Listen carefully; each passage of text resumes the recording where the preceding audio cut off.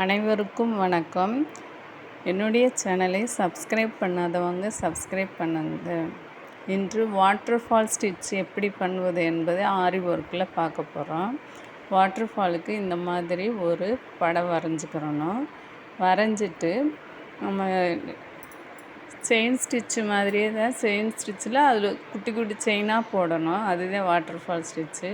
ஃபுல்லாகவே ஜரி த்ரெட்டுனாலும் சில்க் த்ரெட்லேயும் போடணும்.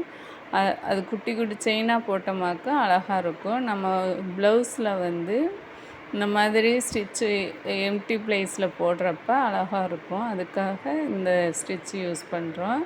இந்த ஸ்டிச்சு பெரிய செயினாக போடாமல் குட்டி குட்டி செயினாக சின்ன சின்னதாக பக்கம் பக்கமாக குத்தி எடுக்கணும். ஃபஸ்ட்டு இந்த மாதிரி ஒரு படம் வரைஞ்சிட்டு நம்ம ஃபஸ்ட்டு இந்த மாதிரி பழகிறப்ப நம்மளுக்கு ஈஸியாக செயின் ஸ்டிச்சு வந்துடும்.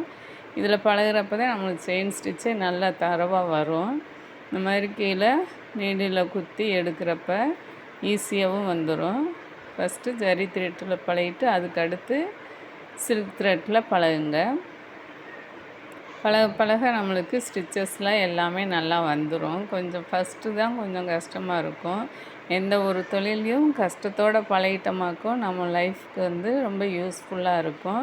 நம்மளுடைய ப்ளவுஸ் போடலாம், பக்கத்தில் உள்ளவங்களுக்கு போட்டு கொடுக்கலாம், சொல்லி தரலாம். இந்த மாதிரி பழகிறப்ப நல்லா ஈஸியாக கற்றுக்கிட்டு நம்ம இந்த மாதிரி ஒர்க் பண்ணுங்கள். செயின் ஸ்டிச்சு போடுறது ஃபஸ்ட்டு போடுறது அதுவே தான் இது டிஃப்ரெண்ட்டு ஷேப்பில் நம்ம ஒவ்வொரு இதையும் போட்டுகிட்டே வர்றோம். நல்லா டைட்டாக நூலை கீழே சுற்றினமாக்கு ஈஸியாக வந்துடும்.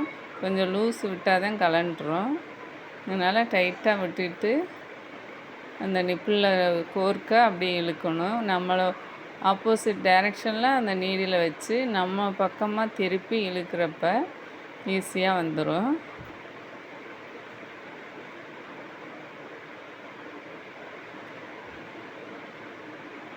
இது சில்க் த்ரெட்லேயும் நான் கிளாஸில் போட்டது காட்டுறேன். அதே மாதிரி நீங்களும் போட்டு பழகுங்க. என்னுடைய சேனலை சப்ஸ்கிரைப் பண்ணுங்கள்.